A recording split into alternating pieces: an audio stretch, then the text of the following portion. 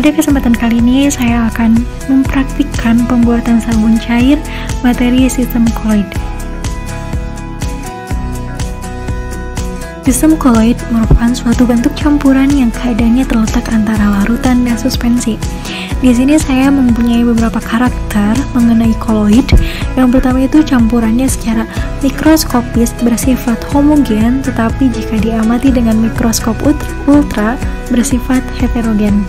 Yang kedua, ukuran partikelnya itu 1 nanometer sampai 100 nanometer. Koloid sendiri terdiri atas 2 fase, yaitu fase terdispersi atau zat yang didispersikan dan fase medium pendispersi, yaitu medium yang digunakan untuk mendispersikan. Jadi ada 2 fase, yaitu fase pertama itu fase terdispersi dan fase yang kedua itu fase medium pendispersi. Nah, contohnya itu seperti campuran air, airnya itu kan medium pendispersi, dan susu. Nah, susunya ini fase terdispersi. Kemudian campurannya ini metastabil. Jadi ketika kita diamkan dengan waktu yang cukup lama, suatu saat itu akan terpisah campurannya.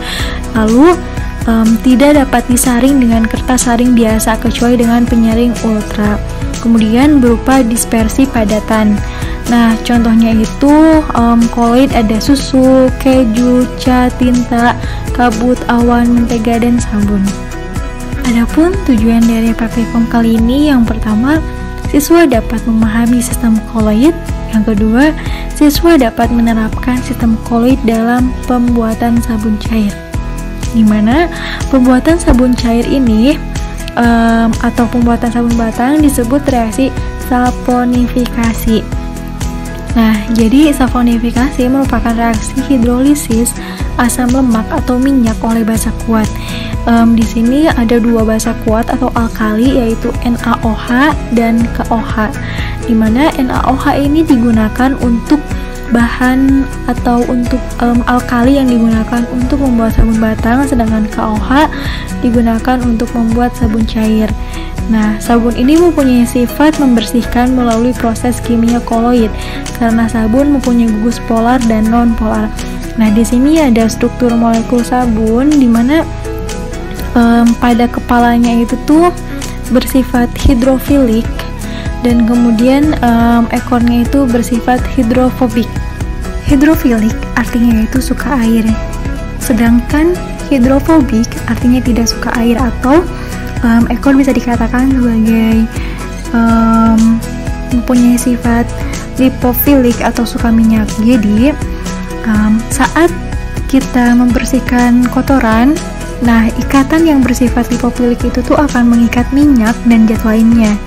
Yang kemudian saat kita membilas kotoran tersebut, ujung ikatannya yang bersifat hidrofilik akan mengikuti air sehingga kotoran dan sisa sabun terbuang bersama air. Adapun alat dan bahan, yang pertama KOH, kalium hidroksida, konsentrasinya 10%, 100 ml, kemudian Aquades 300 ml, lalu ada minyak zaitun, kemudian minyak kelapa esensial, pipet tetes, kemudian wadah sabun, sendok stainless steel, dan juga mangkuk stainless steel.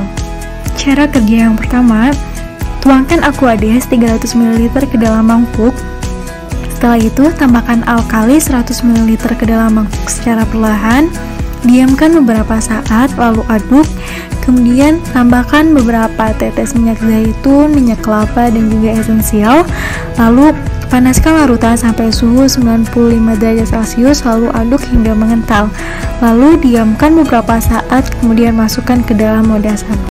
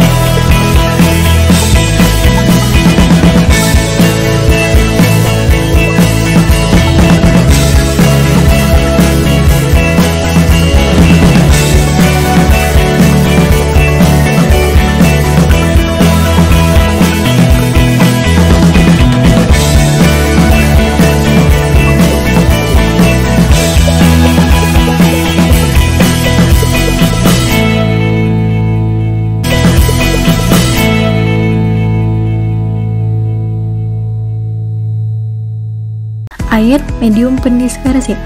Fase terdispersi merupakan zat yang mengalami penyebaran secara merata dalam suatu zat lain, sedangkan fase medium pendispersi adalah zat yang menyebabkan terjadinya penyebaran secara merata. Nah, sabun yang telah dibuat ini tuh menghasilkan sedikit busa. Pada umumnya, busa yang banyak didapat dari penambahan SLS atau sodium lauryl sulfat. Tetapi SLS dapat membuat kulit iritasi apabila terlalu banyak digunakan. Maka dari itu, SLS diganti dengan menambahkan asam lemak dari minyak kelapa. Selain dapat mengganti busa, minyak kelapa juga dapat melembabkan. Nah, sabun akan menghilangkan kotoran dengan cara mengadsorpsi atau mengemulsi bahan berminyak yang menempel. Jadi kesimpulannya, sistem koloid merupakan bentuk campuran yang keadaannya terletak di antara larutan dan suspensi. Pada proses pembuatan sabun cair dibedakan menjadi dua fase. Yang pertama fase terdispersi cair yaitu minyak kelapa, dan yang kedua fase medium pendispersi cair yaitu aqua D2O yang nantinya akan terjadi emulsi zat air tidak saling melarutkan.